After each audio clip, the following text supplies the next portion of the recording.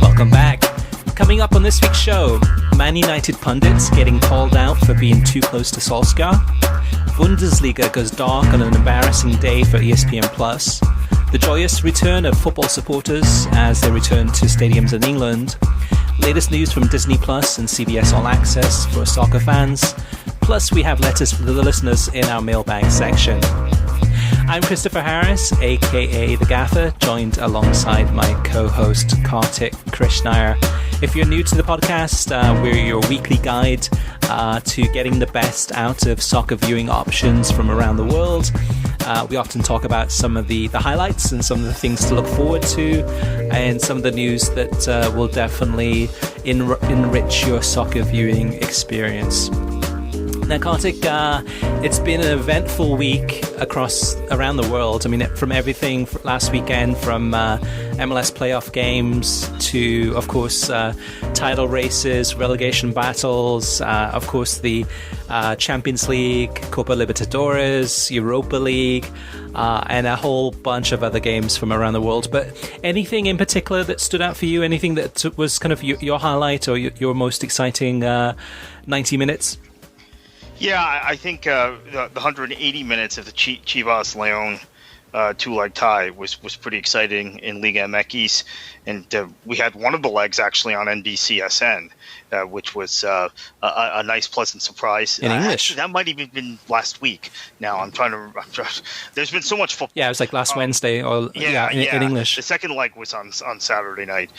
So I think that was memorable for me, those two legs. And then I would also say really enjoyed the Bayern Leipzig match, and having Steve Cherundolo on co-commentary in American for such a big match in European football was really cool. He paired with Phil Bonney on that match. And I would also say that I was really impressed today with CBS with the Golazzo show around Europa League, which featured Rafa Honigstein in addition to Gus Poyet and Nico Cantor. I think this format is best for Europa League.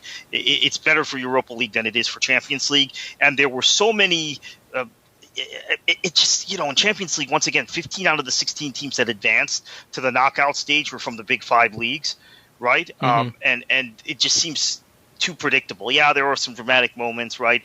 Inter and Shakhtar, either one gets a goal, they go through.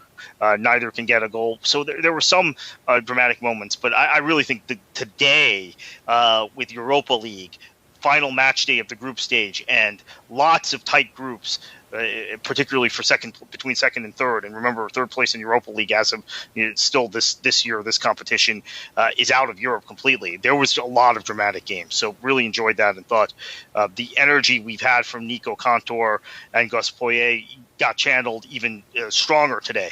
And Honigstein being in the studio helped as well.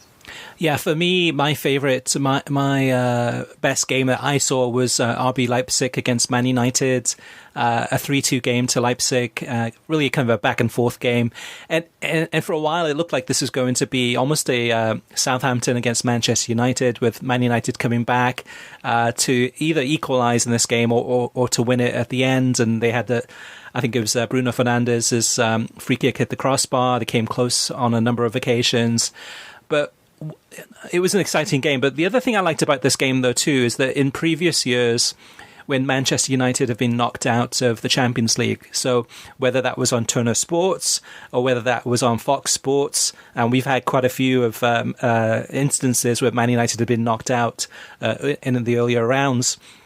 What ends up happening is that when it goes back to the studio, or to the commentator, it's almost as if someone died. It's just like really, really, like, you can tell the energy levels are low. You can tell that they're really not excited because they were hoping that Man United would go through, because they're still a box office team. They generate massive TV ratings. And in this game, at the very end, with Peter Drury and Jim Beglin commentating on it, I was really happy, because at the end, final whistle, you could tell in Peter Drury's voice that he maintained that upbeat commentating, and he sounded excited. What a great game this was! I mean, RB Leipzig, a massive accomplishment here against the odds, against a team. Yeah, Man United definitely going through some rough times. Inconsistent probably is the best word, but crashing out of Europe, and it wasn't a downbeat, dour kind of. You mean 2 or 3 minutes after the final whistle. Having said that, though, Kartik, and I missed this, so I want you to set it up. But from what I understand on ESPN FC this week, Craig Burley had some pointed criticisms to give about analysts that are in the game, whether they're in the UK or the US. But I'm wondering if you can give, for those who missed it, myself included, some backstory, and then whether you agree with Craig or not. Yeah, so Craig Burley was talking specifically about kind of I would say, the bro culture of Man United former players in the media in the UK. And he's talked about this before. He talked about it a year ago when Solskjaer seemed to be getting less scrutiny than Mourinho or Van Gaal or Moyes did. And that the agenda was really set by some of the former Manchester United players who would duck away from talking about the situation, or cast blame on Ed Woodward, cast blame on Paul Pogba, whoever else, but defend Ole Gunnar Solskjaer. Now, ironically enough, Craig Burley brings it up again on Tuesday night on ESPN FC, and I don't know if Craig had actually seen what had happened on CBS earlier. Probably, well, they do it at 7 at ESPN FC. So what had happened on CBS at about 5:20 Eastern time, when we're talking Eastern time now, when Kate Abdo asked a perfectly innocent question to Peter Schmeichel, another one of those former Manchester United players, former teammate of Ole Gunnar Solskjaer, and of course, Solskjaer scored the winning goal in Schmeichel's last match as a Man United player, as we know, Champions League final in 1999. And Schmeichel was disgusted with the question, was visibly disgusted, started to dance around.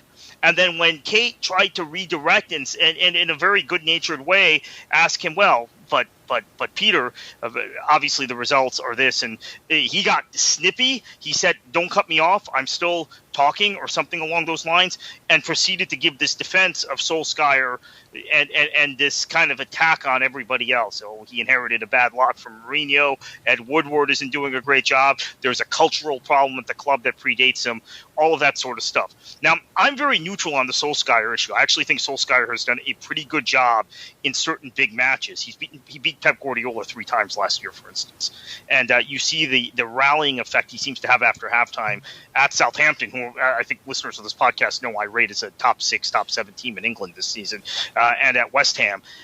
In this match, he was outdone by Nagelsmann, which, by the way, to your point about Drury and Beglin, they were the right they're usually the right commentators, right, for these sort of occasions, but especially this, because it seemed like both of them understood Nagelsmann's tactics and how Nagelsmann had set up the team and what he wanted to do versus United better than most people you'd pull out of the UK would know, right? They clearly had watched a lot of Leipzig and understood how the team has progressed without Timo Werner this season. So anyway, but back to the overall point. So Burley, about an hour later, calls it out on ESPN FC that there's this culture in the UK to not discuss Solskjaer, and because there's so much influence of former Man United players in the British media, which we know is the case, that he's not getting the kind of criticism that he should be getting, and he's not getting he's not being judged by the same standard Mourinho, Van Gaal, and Moyes were. I tweet about it within seconds of watching ESPN FC, and I guess it started a firestorm. Everybody's in their camp, right? There are people who don't like Solskjaer, and there are people who do like him, and they're debating on those merits. They're not actually debating on the merit of what Burley said and what I was reiterating and what we saw from Schmeichel, which is there is this culture of former players who don't want to criticize a mate of theirs, and that's a very dangerous thing in soccer/football media, Chris. And to Craig Burley's credit, not only is he calling it out, he's one of the few former players who has had no problem calling out former teammates of him who of his who become coaches or become executives who may not be doing such a good job. Unfortunately, all too often we see buddies pull punches, whether it's on this side of the Atlantic or in the UK, when their former teammates are involved. It's interesting, too, because I don't think this is as much of a US problem. It's more of a UK problem. So, for example, as you were talking, I was going through my head as far as which former Manchester United players are in prominent roles in the UK media, television, Sky Sports, BT Sport, etc. And the ones that come to mind are Gary Neville, Rio Ferdinand, Owen Hargreaves, Paul Scholes. I mean, it is one of those things that there's a reason that they hire these guys. I mean, yes, they're champions. Yes, they've accomplished a lot in their career. But also they know that Manchester United fans make up, especially in the UK, probably the majority of the soccer fans. If you had to take percentages, yes, Liverpool would be close, but then you've got the other clubs too. But Manchester United are the most popular club, English club in the Premier League in England. But then in the US, you don't get as much of that. I mean, you go through, say, even the ones that are European or from Europe that work for ESPN or for Fox Sports or for NBC Sports. You think of the two Robbies. I mean, Robbie Earle would have been Port Vale and Wimbledon. Robbie Mustoe is Middlesbrough. The ESPN FC crew. I mean, Steve Nicol, Liverpool, of course. Craig Burley, Chelsea. Shaka Hislop, West Ham United and Newcastle United, Fox Sports, you look at them and you go, okay, Alexi Lalas, Padova, LA Galaxy, New York Metro Stars, and Jovan Karowski, Borussia Dortmund, and you go down the list stateside, and it is more diverse as far as the clubs. It's not like we have a NYCFC crew and they seem to be everywhere. That doesn't happen over here, so we don't get to experience that. And even in the UK too, I think Craig Burley bringing this up is definitely a valid point about kind of the old boys club where they're a little bit more guarded. They probably won't be saying some things that are in their mind. They'll be a little bit more careful about what they say. Maybe they want to continue having a ambassador role with a club, or they know that don't shake the boat too much because that could cause issues, or that could be something that the press write about, and then all of a sudden it's Peter Schmeichel looking that he's criticizing Man United players. He wants to protect them a little bit because he wants to keep on good terms with the club. Yeah, it's interesting, Kartik. I mean, can you think of any other examples, or is it pretty much, I guess, Liverpool, right? I mean, you had Robbie Fowler, Jamie Carragher, Steve McManaman. There's probably a Liverpool media for years. So Michael Owen, John Barnes. There's I think Liverpool's the same thing, and this was something Jose Mourinho early in his second stint at Chelsea complained about, that there were too many Liverpool and Man United men in the media. Now, ironically, he would go on to manage Man United. I think what we have in the UK media is a lot of writers who are West Ham or Tottenham fans. I think there's a disproportionate number of fans of those two clubs who are football writers, but they are not... They're not prone to the same sort of biases as former players who are brand ambassadors, as you said, trying to keep their own access. And I have to say also the analysis of this match. So ESPN FC the night before, Don Hutchison was on. He's watched a lot of Leipzig the last few years. And Craig Burley was on as usual. And Burley correctly pegged. He said even though United had won the leg at Old Trafford 5-0, there were large portions of that match where you saw Nagelsmann outthinking Solskjaer. Now at home with everything to play for, he kind of fancied the idea of Nagelsmann getting the better of Solskjaer, and that happened. So part of it was Burley saying, "Hey, it's right. The matchup between these two managers. I told you Nagelsmann would get the best of them, but no one else in the UK media wanted to acknowledge that." But yeah, the former player thing. I think it's Liverpool, Man United, maybe a lesser extent Arsenal, but they're not as many. I mean, Martin Keown and Lee Dixon. Obviously, Lee Dixon's doing more stuff now on U.S. television. I think it's really Liverpool and Man United, Chris, which has created this, and I have to say, it also contributes to the victimization complex that I've dealt with. People who follow me on Twitter know I've been dealing with this. The victimization complex so many Manchester City fans have, that you can't say anything slightly critical of Manchester City, they come after you, and it comes from having this sort of complex because your biggest rival is overrepresented in the media, and then now your year in year out kind of title rival is overrepresented in the media. They're former players. So, but yeah, I the thing that I think was so important in this discussion this week, Chris, and the reason I highlighted it is I've heard Burley talk about this now for years, and then more specifically related to Solskjaer in the last year and a half. And he's right, and he's experienced it because as a former Chelsea player, if the listeners aren't aware of this, most of his teammates, in fact, one of them was Gus Poyet, who you see on CBS now, but Poyet went on to be a manager, Dennis Wise, Vialli, Steve Clark, right. Hulit, yeah, Zola, bunch of guys, right? Yeah. So he understands this, that he had an obligation as a media member to critique Zola and Poyet and Vialli's management. He just couldn't be mates with them if he was going to do the best job he could in the media. And so he's pointed this out for years. And I have believed him. I've known it's true. However, I had never seen it on full display until this week because it's never been on U.S. television. And we saw it with Peter Schmeichel. I give Kate Abdo all the credit in the world. She kept her composure. She was good-natured about it. Right. I think she did her job. Yeah, she did her job. She did a very good job. I think she knew what was going on. I think she knew why Schmeichel got defensive and realized, oh, okay, I triggered something. But which is good though too, that she does that if she knows that, it's good television, right? It's putting someone on the edge, making them feel a little bit uncomfortable, getting them out of the comfort zone, and see how they really answer that question. You mean, and I'm sure from Schmeichel's point of view, that's probably his honest opinion, perhaps. And even though it's not what we would expect from, say, more of a neutral analyst. Yeah, I'm not sure if she knew how he was going to react when she asked the question. I think then once he got angry, she realized, oh, yeah, this is why. So, or once he got evasive, and then I'm gonna interrupt and try and get it out of him, right, which was really good.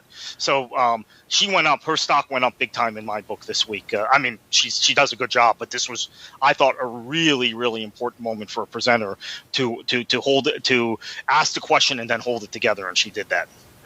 And that's the thing, though, too. It's not that all Manchester United former players who are analysts are in this camp. A perfect example of this is Danny Higginbotham, who a lot of people kind of would think of Stoke City, but also former Manchester United player. And he's somebody that I'm not sure if you caught this past weekend, Kartik, but was in the analyst chair for NBC Sports on Monday. And finally, I think this was a really great boost for NBC Sports. They've been really, since Kyle Martino has left, they've been lacking that really, really good analyst to come in and really dissect things and really give us some enrichment and enlighten us in terms of some of the things that he sees that helps to accentuate the game that we watch. I mean, really, to me, I think he's the missing link. I think if you can bring in Higginbotham for the rest of the TV deal, which is like this season and next season with NBC Sports, I think that's a home run hit. What do you think?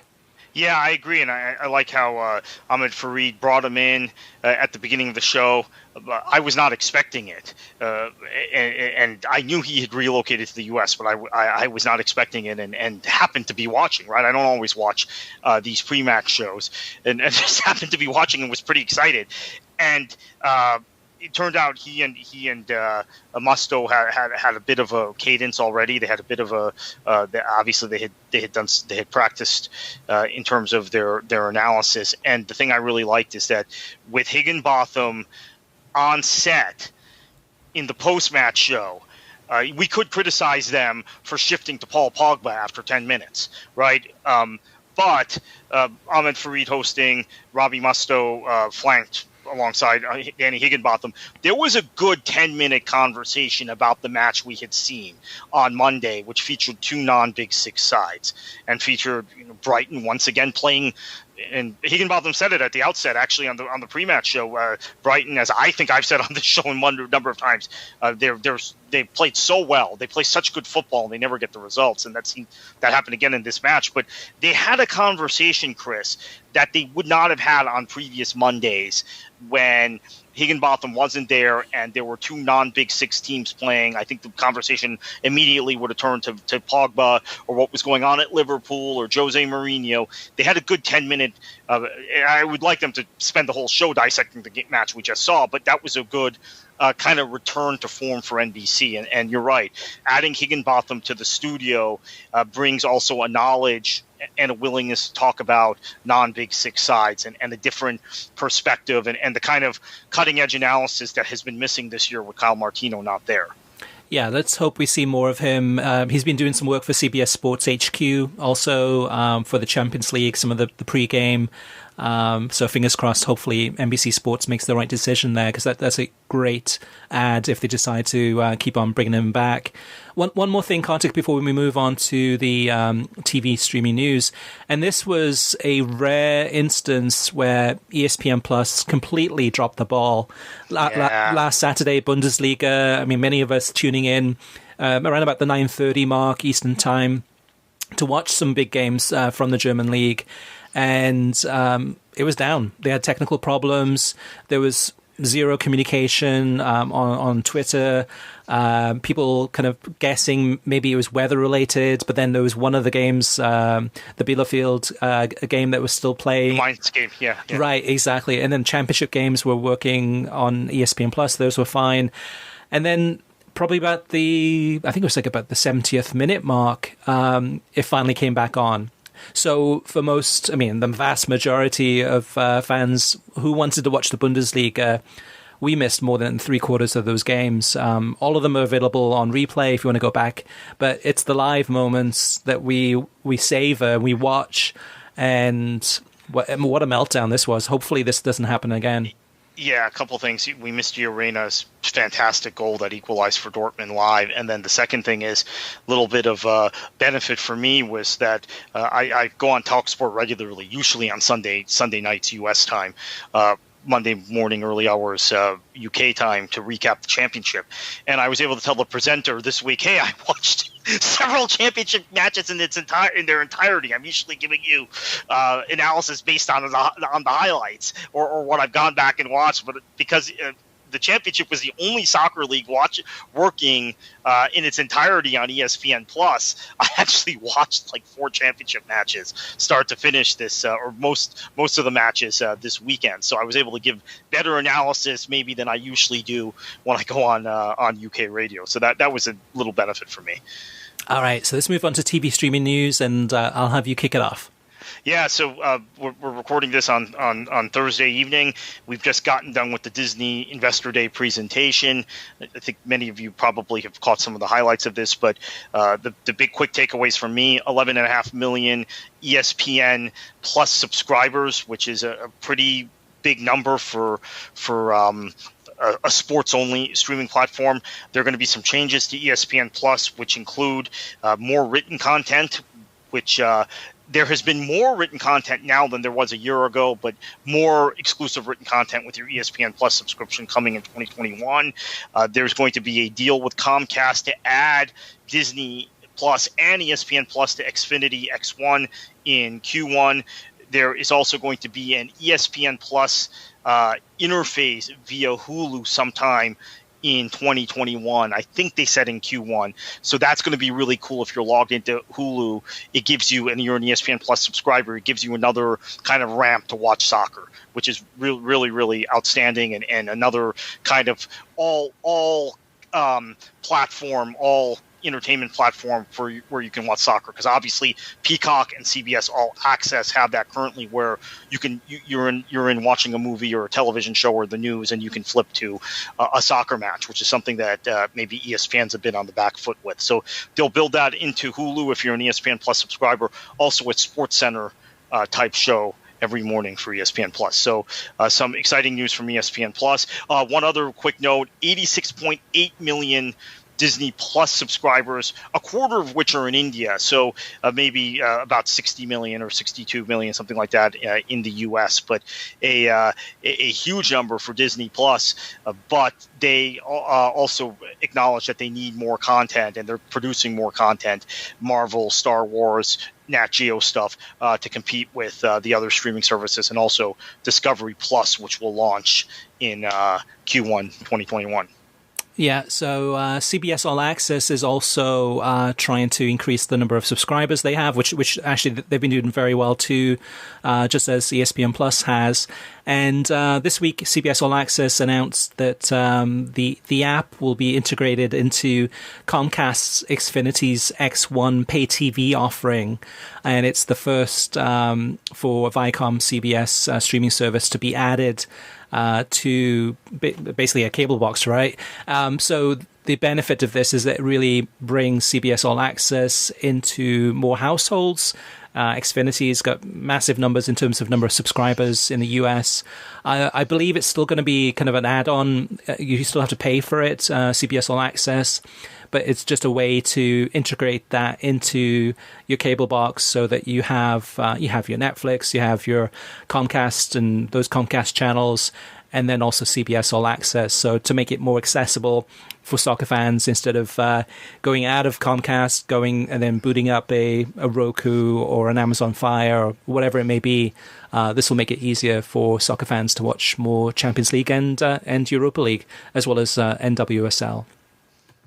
All right, Kartik, let's look at some of the TV ratings, some big numbers coming out from this past week. We're getting to that stage of the season where there's playoffs, there's big Champions League games, etc. And we had the big number was almost 2 million viewers watched Club Lyon against Chivas on Univision on Saturday night. So 1.9 million people tuned in to watch that. And like you mentioned, Kartik, we've got the Liga MX playoff final, the first leg and second leg this weekend. The second leg, I believe, is Sunday.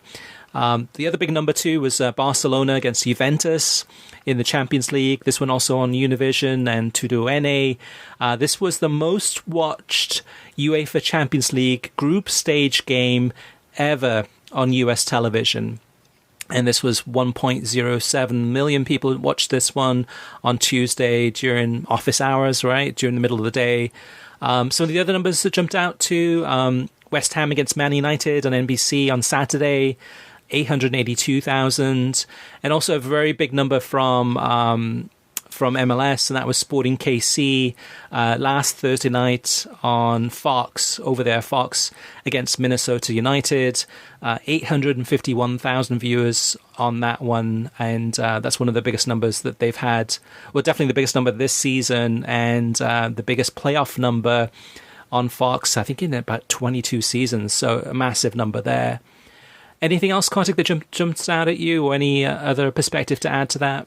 Yeah, that West Ham Man United number is a little disappointing, considering it was a Man United game on over-the-air television on NBC. I will admit I didn't watch a minute of it. I was watching Bayern Leipzig and had intended to switch back and forth, but was so absorbed by the match at the Allianz that I didn't switch back. And judging by my Twitter feed, the only people who were that I saw on my Twitter feed who were tweeting about the match were actually Man United fans. It felt like most neutrals in the U.S. were watching the Bayern Leipzig match. Now, again, we know that it's a very niche thing, and not many people. We just mentioned only 11.5 million ESPN Plus subscribers, and we know Bundesliga doesn't attract that many people. But I think the combination of Tyler Adams plus that matchup, and actually Chris Richards ended up playing, I think, right at the end of the match. Yeah. Kind of lent itself to more American fans maybe watching that match and hurting the NBC number for West Ham Man United. I'm not so sure on that, though, too, because if you were on Twitter and looking at the Twitterverse, you would think that the Bundesliga and all the US men's national team players that play in Europe, these numbers must be in the millions in terms of the viewing numbers. And then when we get the viewing numbers for the games that they're featured in. And yes, it's fantastic. It's exciting. Everyone's talking about it. But then we look at the numbers, and numbers are, they're okay, but they're not through the roof. So I think, again, that's kind of the, to me at least, is a little bit of such a focus on Twitter where it's everything that everyone's talking about it, right? Or mentioning goals, or Weston McKennie's goal for Juventus. I mean, beautiful volley, gorgeous. But I don't think that's the reason that people are tuning in to watch Barcelona against Juventus on Univision. I think they're tuning in to watch what could be Messi and Ronaldo's last game on a major club tournament level that they're playing against each other. We don't know the next time they'll play each other. I mean, who knows when Barcelona will face Juventus in the Champions League again. Yeah. But the other thing, Kartik, so looking at this weekend, definitely a big weekend around Europe. You've got the Madrid derby. You've got the South Wales derby, Cardiff against Swansea. You have, of course, the Liga MX playoff final. You have Manchester derby, right? Manchester City against Manchester United. And then you have the MLS Cup final, which are often this would have been so much better on a weekday, I think, rather than on a weeknight. But still, on a Saturday night, prime time, on over-the-air Fox, if you had to estimate, what's your educated guess of what this viewing number is going to be? And we'll talk about it in next week's podcast. I'm actually surprised by that Sporting Minnesota number. But again, that was a Thursday night, right? Thursday night. No Thursday night football. Right. So that's, I guess it's probably going to be low millions. I don't know. I have to admit, I'm more disconnected from the MLS and U.S. soccer scene than I've ever been. I haven't watched a minute of the playoffs. I'm not interested. I've just lost my interest in domestic club soccer because of coronavirus. I'm probably opposite for the first time in many years, where I've been watching more of the MLS playoffs. I wasn't even aware that Seattle Minnesota game was going on until I woke up on Tuesday morning, 7 a.m, and had a press release from Minnesota United about them losing in the final. I thought in the conference final, I thought, that's weird that it was a Monday night. I thought maybe it was in the middle of the week.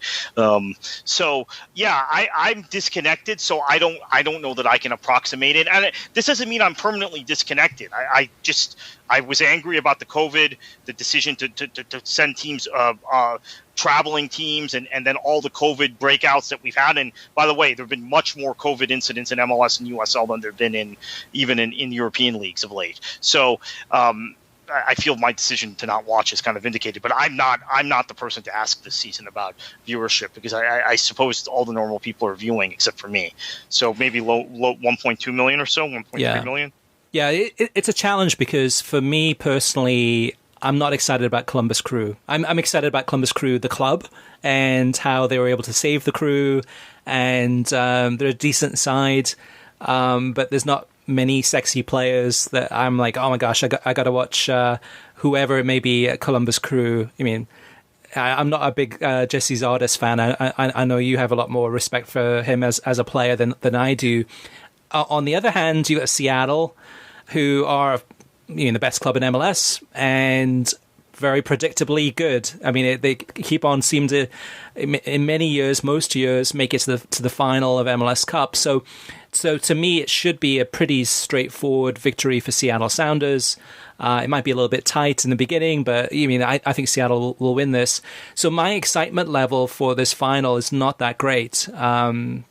I'm not as excited if this was a Minnesota against Nashville, which would not be good nationwide, I think. But for me, from a footballing point of view, in terms of the story of Nashville, first season in, and the story of Minnesota United, kind of against the odds, overcoming Sporting KC and then ultimately failing. But if they had gone all the way, I think that would have been a more exciting story. So for me, my prediction on the English language side for Fox for the final is 750,000 viewers. Hopefully it's more than that, but we will have to wait and see, and we'll talk about it on next week's podcast, Kartik. But doesn't Seattle alone have that many fans? Well, maybe not that many fans, but don't they alone have more fans than any other team? It's up there, right? And even nationwide, I mean, Seattle does have a nationwide, bit more of a national footprint where there's fans nationwide that enjoy watching Seattle play. Yeah, I mean, hopefully, yeah, it should be. I mean, it's primetime Saturday night. My estimation might be low, yours might be high, and we might find out it's right in the middle of that. But that's my prediction, is the 750 on that one. So it should be really interesting.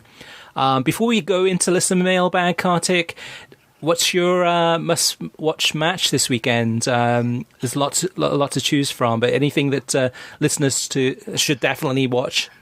Yeah, the Madrid derby. I mean, I think we're on the cusp of Atleti potentially. And again, I knock on wood, because they never seem to win these matches, right, in La Liga. But then they did get the result against Barcelona a few weeks ago. We're on the cusp of Atleti potentially putting some distance between themselves and the other two big clubs in Spain in this season. This season, where we thought Cholo Simeone, this would be it for him, right? That his system had run its course. They've now got the new stadium. They've now spent money on some more attacking-oriented players. He didn't seem able to adjust his tactics last season to those players. Now Atleti is playing good football, good possession football at times, and also still playing the smart, strong defensive football they have. I think that they, in spite of their poor performance in Champions League, they got through, obviously, even though Salzburg had some chances in that match. They look like they're poised to win La Liga this season. So I would not miss this match. I think I know there are a lot of big matches this week, but I think this is far and away the biggest match. This match could decide the title in La Liga. Unbelievable that we're saying that in December, but I just feel like Atleti, I don't know if you agree with me, Chris, and you watch more La Liga than I do, but I just feel like Atleti is significantly better than the other two top teams in Spain this year. I think they become much more pragmatic in how they play, and by pragmatic, I usually mean more defensive. When I say that, I mean more. They've now shown an ability to be able to hold the ball and keep the ball, and Simeone has been able to incorporate players with attacking flair into his system. So I think this could be it. If they win this match, that could be it. Yeah, this is one of the worst Real Madrid sides probably in about a decade. I mean, the that poor. I mean, really, you kind of think of the Galacticos and just how exciting and pulsating and attacking they are. This is the opposite of that. It's a pretty average team, really, in terms of the way that they're playing. And Atleti is really, really kind of picking up steam. Sociedad also in La Liga just doing so well, with a much smaller budget than some of these big clubs. For me, this weekend, it's tough. I mean, for me personally, the one I'm looking forward to the most is the South Wales derby between Cardiff City and Swansea City, which will be live on ESPN Plus on Saturday morning. But the tough thing about derbies oftentimes is they don't live up to their hype. So for a Cardiff or a Swansea fan, this means everything. For a Real Madrid fan or an Atleti fan, this means everything. But oftentimes, some of those derbies don't become as exciting as we hope they will, just because it's so tight, so tense, and there's so much on the line. For me, my must-watch match this weekend is on Peacock Premium. It's on Saturday. It's the last match of the Premier League Saturday, and it's Everton against Chelsea. Everton, who have massive holes in the back defensively, but then I mean, up front, I mean, they seem to be scoring goals plenty. And then Chelsea, who are becoming more and more exciting to watch, and especially Olivier Giroud, who I think is really shining in a role where he's not getting as much playing time as he should. He deserves more. And this one, for me, is going to be a very fascinating game. Having said that, too, you've got the Wolves against Aston Villa, another derby. I'm not sure what it is about this weekend, Kartik, with there being derbies around Europe. And then it seems to be always on the same weekend as the MLS Cup Final. So there's definitely a lot of competition. Yeah, and that's always a bad break for MLS, really, and people are burnt out from football by the time. And both the Manchester derby and the Madrid derby are on Saturday. One quick note about that Chelsea match in Giroud, since you mentioned him. I know this isn't a TV-related thought or media-related thought, but Giroud wants to stay in the France team as the number 9, and I think they need him. Deschamps needs him starting and playing regularly. for the Euros this summer. So if Giroud is not starting regularly for Chelsea, he will probably force a move, whether it be on loan or well, that would see out his contract actually. He would probably force a move in January. So I think it's also strategic for Lampard to keep playing him if he wants to keep him past January. Yeah, absolutely. So let's move on to listener mailbag. First up is Molly DFW. She says, I started watching soccer when I met my fiancée as she played the sport as a student at Lehigh University.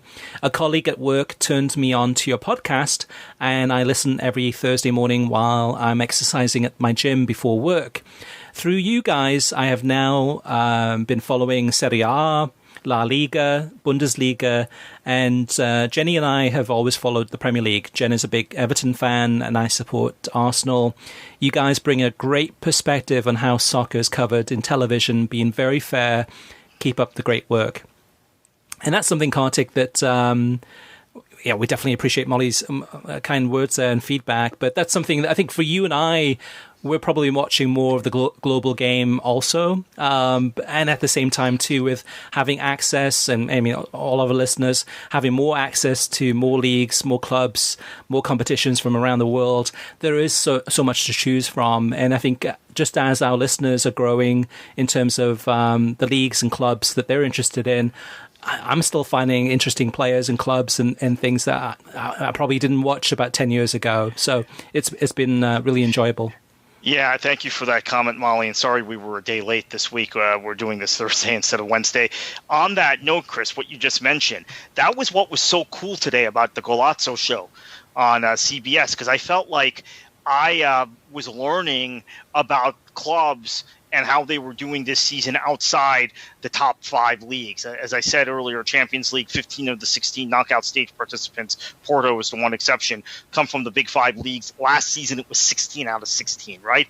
So today, I got to see Eastern European clubs. I got to see an Israeli team advance. Got to see teams from Austria play and advance. Got to see Rangers advance. So I kind of liked today for that reason. I felt like I was reconnecting with the global game. I've been trapped in this big 5 vortex of those top 5 leagues and got to appreciate the rest of continental football today. So I can definitely appreciate that sentiment, especially today.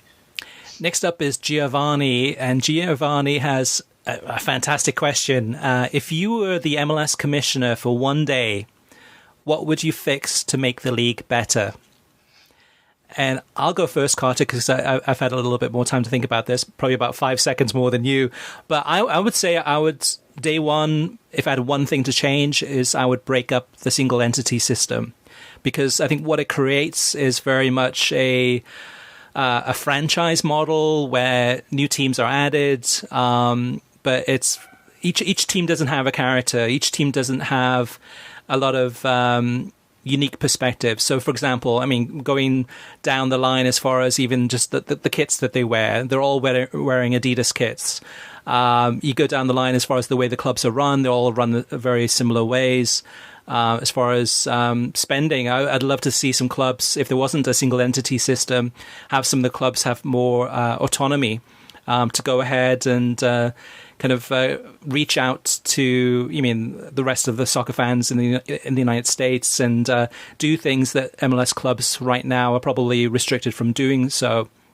So that's my hope, is that if I was MLS Commissioner for one day, I would break up that system. Yes, there's benefits of it in terms of financial, but also it kind of reins in a lot of these clubs where it feels plastic. It doesn't feel as authentic, where you can have maybe a club just go on a spending spree and just buy some major players and actually kind of shake things up a little bit.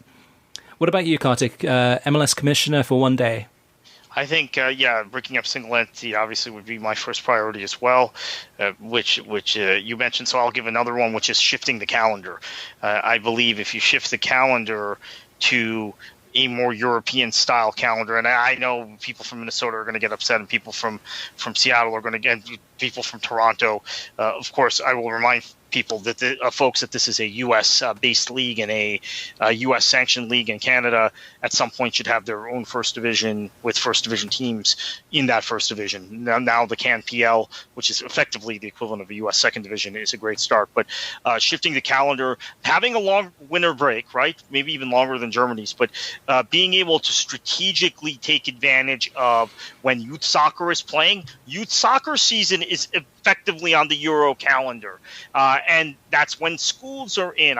And also in terms of player development, I've learned the hard way from being in the sport in this country how difficult it is to develop players if you're playing in the hottest months of the year, how difficult it is, how many times training gets scratched or you're training kind of at half speed, or you curtail training sessions if you're a manager because of the weather in the middle of the summer. And also, quite frankly, and this is also pretty important, that the violent weather as the U.S. gets hotter, U.S. summers get hotter, the thunderstorms. So calendar change would be mine as a bonus in addition to your breaking up a single entity.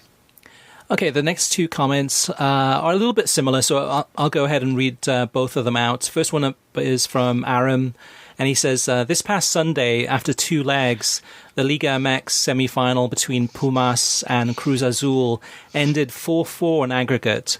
There was no extra time or shootout. Pumas advanced thanks to being the higher seed. I'm curious for your and Kartik's thoughts on whether this would be a good idea for the MLS single elimination playoff matches. Would certainly make the regular season way more important. And then John Average Geek says, would a league ever think about a modified point system? Some youth tournaments have it. Points for goal scoring, points for clean sheet, more points for wins, etc. Might be good for MLS with its unbalanced schedule. So you've got two, kind of the unbalanced schedule, and then also Aram talking about kind of trying to make the regular season more interesting and adding some kind of a different type of system there as far as figuring out the teams that progress. What do you think, Kartik? Yeah, I mentioned before on the show, I think that to me makes the Liga MX regular season or tournaments, right, whether it's the Apertura or Clausura, more important, the single matches in those tournaments more important than in MLS, because you do get a benefit from being the higher seed if there is if matches are, or after two legs, if matches are level. So I definitely advocate that for MLS 100%. So Aram, thank you for that. As far as the modified points, no, the NASL did that, the old NASL. I think it's ridiculous, because there is a certain value to this is why I'm even kind of hedging on goal difference as a tiebreaker anymore. I kind of like the idea that Spain does head to head between teams as the first tiebreaker, and UEFA does too, right? Champions League, it's head to head and aggregate goals in head to head competition, because I think that discriminates against teams that are very well organized and are defensive and may win a lot of matches 1-0.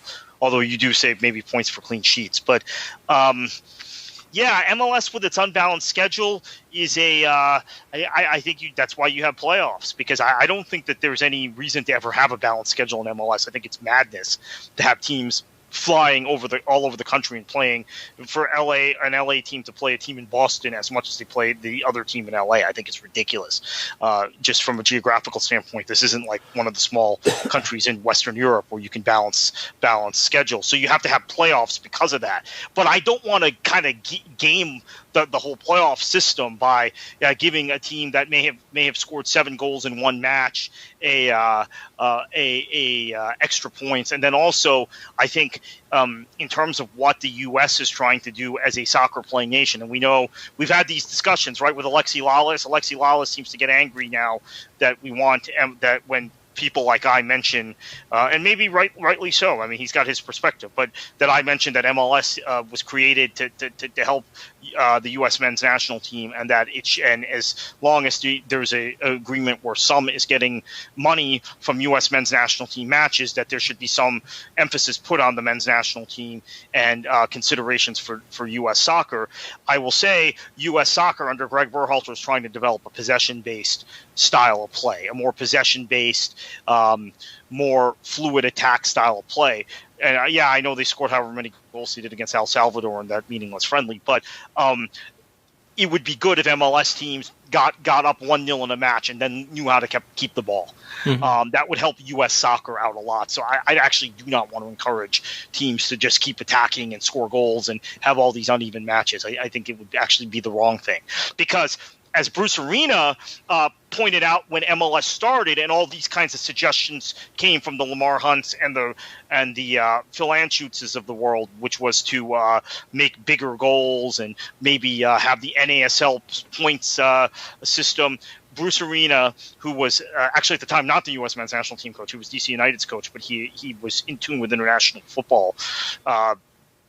He and Kevin Payne, who was his general manager or his president with DC United, put a stop to all that talk, because basically Bruce Arena's like, look, my guys, our guys, U.S. guys have to compete in international football. Don't change the rules on them, because then we're going to be at a disadvantage, competitive disadvantage. So I think that's the bottom line. You're putting the U.S.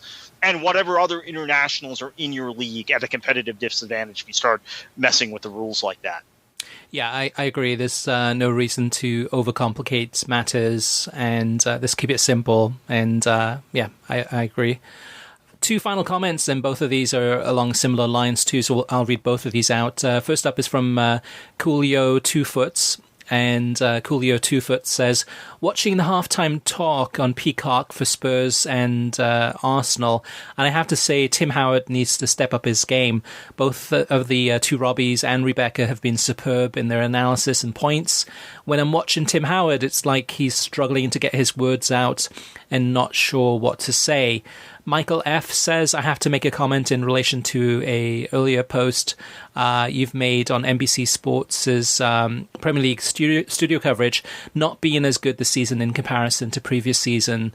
This is not a knock on Tim Howard as much as a compliment to the two Robbies, who are collectively so good at breaking down match analysis. The energy level with Rebecca Lowe was considerably better with Musto back, with Earl and Lowe this weekend, and it's just quite honestly a significant upgrade. As a comparison, I always thought the two Robbies are better than anything the ESPN FC regular studio crew guys can deliver on Premier League analysis, objective and informative. Yeah, and that's the thing though too, is that I think I agree. I think the two Robbies together are great. We haven't seen a lot of them this season together, because with Tim Howard in and this kind of really inconsistent lineup in terms of how many people are in the studio. Is it 2 people? Is it 3? And it's been rare that we've had 4. So when we've had the two Robbies, I think it's worked well and it's clicked. And as we saw with Danny Higginbotham, he seemed to kind of was a much better fit than Tim Howard. Tim has, I think, good days and bad days, and his style is just not really not conducive, and it doesn't really fit well with the NBC Sports style. I mean, I think it just is not a good fit yet. All right, listeners, we want you to have your say. You can always reach us via email through web at worldsoccertalk.com, as well as facebook.com/worldsoccertalk, and on Twitter at worldsoccertalk. Plus, of course, you can always post your comments on worldsoccertalk.com. Don't forget, you can get your World Soccer Talk merchandise, including Enjoy Your Football t-shirts and hats, and actually polo shirts too. Just check out worldsoccertalk.com and then look for the button on the nav bar, on the navigation bar that says merch. And we've got lots of different things for you to choose from. And Kartik, before we head out of here, where can listeners find you on Twitter if they want to get in touch with you? Yeah, KKFLA737. My DMs are open. Feel free to buzz me anytime. All right, so Kartik's got the Madrid derby. I've got Chelsea against Everton, and there's a whole ton of games to watch this weekend. I mean, some really, really exciting matches from around the world. And Kartik, whether they're watching it in person, as we've seen now with a lot of fans coming back into stadiums, as well as or watching it on television or streaming, what are you going to do, and what should they do? Enjoy your football.